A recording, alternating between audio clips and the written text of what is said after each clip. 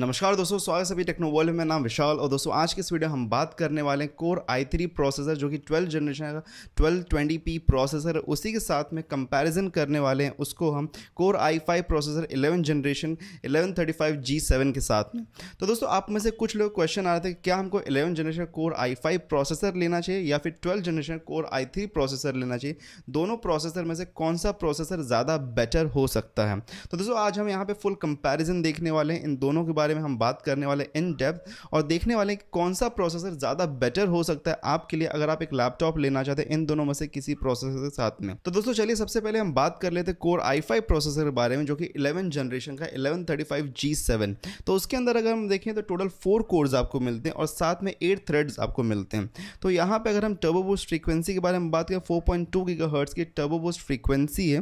तो दोस्तों over in all यहाँ पे आपको 4 कोर्स मिलते हैं जिसके अंदर हर एक कोर के अंदर क्योंकि 2 थ्रेड्स होते हैं तो यहाँ पे टोटल 8 थ्रेड्स का परफॉर्मेंस आपको मिलेगा।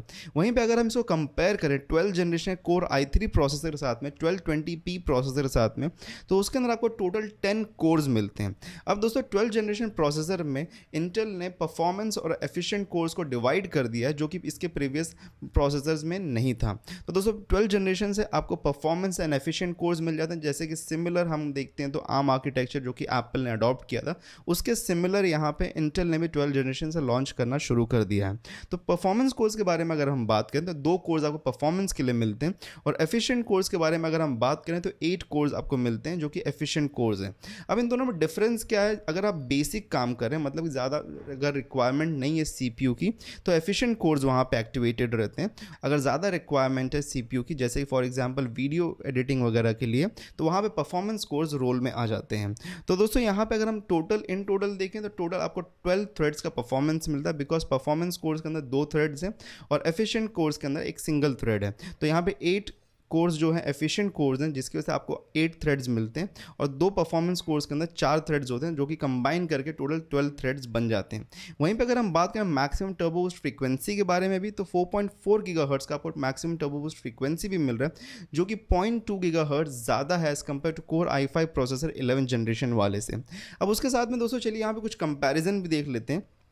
तो सिंगल कोर परफॉर्मेंस में अगर हम कंपैरिजन देखें तो कोर i5 प्रोसेसर जो है 11 जनरेशन का वो थोड़ा कम परफॉर्म करता है as compare to core i3 processor जो कि 12 जनरेशन का। तो 12 जनरेशन वाला कोर i3 जो प्रोसेसर है उसका स्कोर 72 हमको मिलता है। वहीं पे अगर हम देखें तो सिंगल कोर परफॉर्मेंस में कोर i5 का जो प्रोसेसर का स्कोर है 61 है। तो एज यहाँ पे अगर हम देखें तो अराउंड 10 to 15% का एक डिफरेंस ज़रूर मिलता है परफॉर्मेंस में। और अगर हम मल्टी कोर परफॉर्मेंस में भी बात करें तो कोर i3 प्रोसेसर 12 जनरेशन का बेटर है as compare to core i5 processor जो कि 11 जनरेशन का है। उसी के साथ में दोस्तों पावर एफिशिएंसी के बारे में भी अगर मैं बात करूं तो पावर एफिशिएंसी मतलब कि अगर आपको ज़्यादा लॉन्गर बैटरी लाइफ की ज़रूरत है एक लैपटॉप में तो कोर i3 प्रोसेसर जो कि 1220p प्रोसेसर है वो बेटर है as compare to core i5 processor 11 generation का।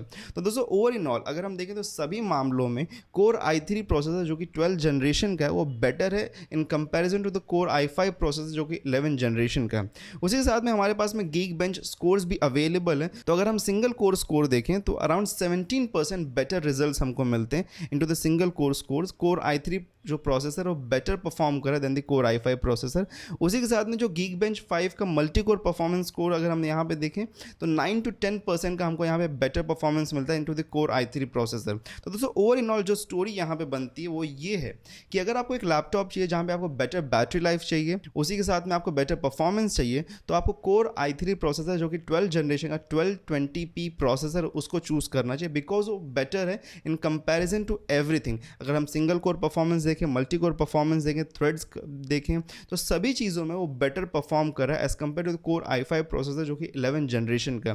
तो दोस्तों ये था एक ओवर इन ऑल रिव्यू इस टॉपिक के बारे में। अगर आपको इसके बाद में भी कोई और क्वेरी है कोई और इश्यूज़ है तो नीचे कमेंट करके आप हमसे पूछ सकते हैं। अगर आपको हमारा वीडियो अच्छा लगा तो लाइक करना ना भूलिएगा, सब्सक्राइब कर दीजिए हमारे चैनल को और मिलते हैं एक दूसरे वीडियो में। तब तक के लिए गुड बाय।